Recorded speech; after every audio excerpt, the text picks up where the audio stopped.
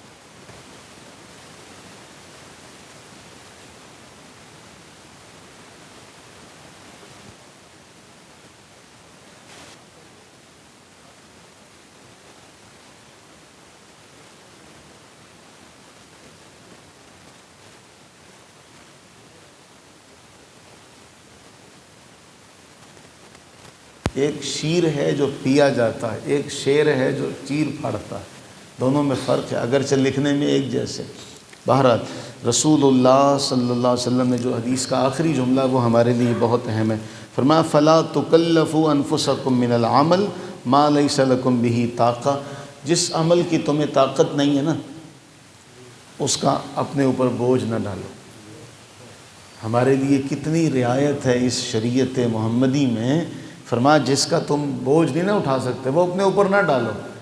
اس عمل کا تم بوجھ، صوم وصال کا تم بوجھ نہیں اٹھا سکتے، لہٰذا تم وہی کرو جس کا اللہ نے تمہیں حکم دیا ہے، اس سے زیادہ تم کرو گے۔ جس طرح ابو داؤد کے اندر حدیث پاک آتی ہے اور ہم نے کئی بار پڑھی کہ نبی صلی اللہ علیہ وآلہ وسلم نے ایک شخص کو دیکھا، بوڑھے آدمی کو، اس نے اپنے دونوں بچوں کے کندھوں پر ہاتھ رکھے ہوئے تھے اور ان کے سہارے سے وہ چل کر آ رہا تھا۔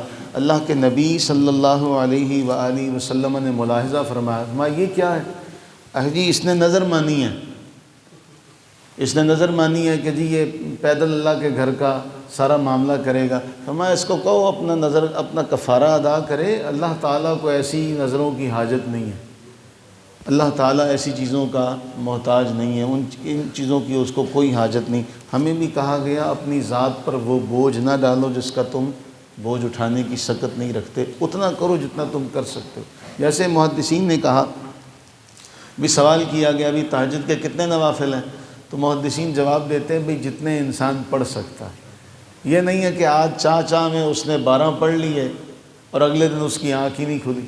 تو حدیث پاک میں کہا گیا تھوڑا عمل ہو ہمیشہ ہو، تھوڑا عمل ہو دائمی ہو۔ تو اللہ تعالیٰ کو تو ہم اللہ تعالیٰ کے سامنے تو ہم کوئی یہ نہیں کر سکتے کہ اس کو مجبور کر دیا جائے، معاذ اللہ ثم معاذ اللہ۔ اس لیے حضور علیہ السلام نے فرمایا جتنی تم میں طاقت ہے اتنے کام کرو۔ فرائض ضروری ہیں، اس کے بعد نوافل کے لیے ہمیں اختیار دیا گیا بھی جتنا تم کر سکتے ہو اتنا کرو۔ اس میں ایک حدیث آتی ہے، وہ صحابی حضور علیہ السلام کی بارگاہ میں آئے کہ یا رسول اللہ صلی اللہ علیہ وسلم میں طاقتور ہوں، جوان ہوں، مجھے حکم دیں۔ فرمایا ایسا کرو کہ ہر مہینے میں 13، 14، 15 ایام بیض کے روزے رکھ لیا کرو۔ جی یہ تو رکھ لوں گا، اور میں چاہتا ہوں مجھ پہ اور بھی آپ رکھیں، پیر اور جمعرات کا رکھ لو۔ نہیں جی اور میں جوان ہوں، میں چاہتا ہوں اور رکھیں۔ فرمایا پھر ایسا کرو کہ صوم داؤدی رکھ لو، ایک دن روزہ رکھو ایک دن افطار کرو، ایک دن روزہ رکھو ایک دن افطار کرو۔ جب وہ بوڑھے ہو گئے نا، کہتے میں نے سختی کی خود پر تو مجھ پر سختی کی گئی۔ میں حضور علیہ الصلوۃ والسلام کی اس پہلی رعایت کو لے لیتا تو اچھا رہتا۔ مجھے حضور نے فرمایا تھا 13، 14، 15 کے رکھ لیا کر، تو میں 13، 14، 15 پر مان لیتا تو آج میں سکون میں ہوتا، پریشانی میں نہ ہوتا۔ اس سے بھی آگے میں پیر اور جمعرات کا پھر بھی ٹھیک تھا، میں نے خود اپنے اوپر سختی کی لہٰذا مجھ پر سختی کی گئی، میں نے یہ خود کی تھی۔ لیکن اب میں چھوڑتا اس لیے نہیں ہوں کہ میں نے خود مانگ کر لیے تھے۔ تو اللہ کے نبی علیہ السلام نے کتنا ہم پر کرم کیا۔ آپ نے فرمایا مجھے اپنی امت پر مشقت کا ڈر نہ ہوتا تو میں ہر وضو میں مسواک لازمی قرار دیتا۔ مجھے اپنی امت پر مشقت کا ڈر نہ ہوتا تو میں عشاء کے بارے ان کو حکم دیتا کہ رات دیر سے اس کو ادا کریں۔ نبی صلی اللہ علیہ وسلم نے ہم پر کتنی رحمت کی، کتنی ہمارے ساتھ محبت کا کہ ہمیں ہر معاملے میں نرمی کا، شفقت کا۔